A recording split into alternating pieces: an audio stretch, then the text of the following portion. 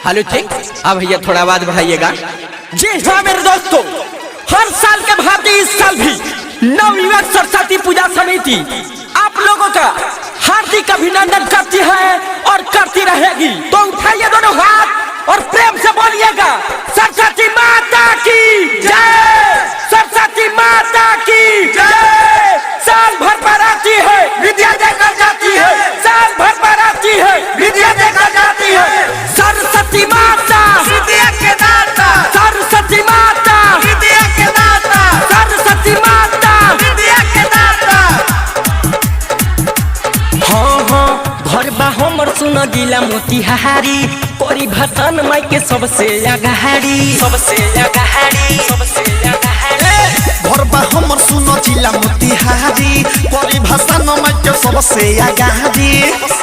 त जदी करी रुकावट लफुआ सन के टोली, त सुना हम लाइसेंस ये लफुआ है। मार दे गोली भसान में दे बोली, मार दे गोली भसान में जे बोली, मार दे गोली भसान में दे बोली, मार दे गोली भसान में जे बोली। है समझला, आवाज कम कर।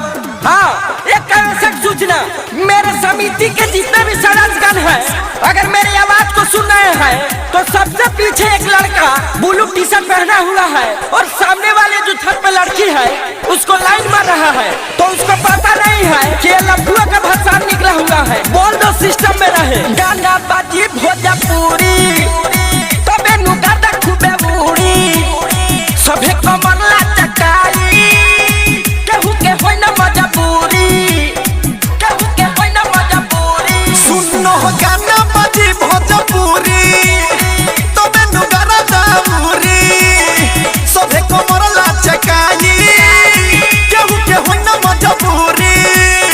कौनो गली मोहल्ला ना बहची, होई भसान इतिहास जारी रहची।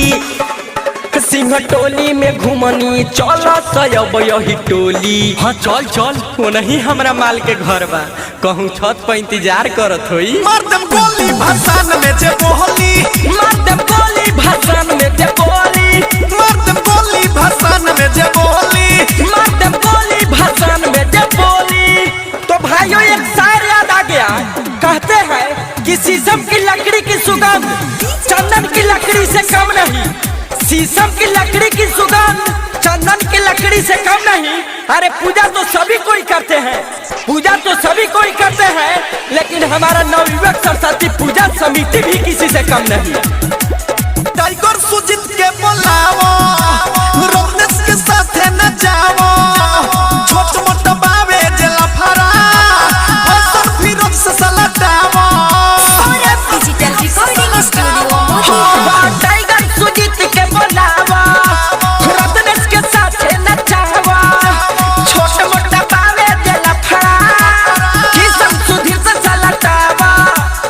बबलू सूरज या बीड़ जसवी हारी, सौरभ ऐश्वर्या के चले रंगा धारी, के तारिया दारू सबके हुडी जे पडोली। हाँ डोलो डोलो, जब मोतिहारी घर कच्ची का डर है।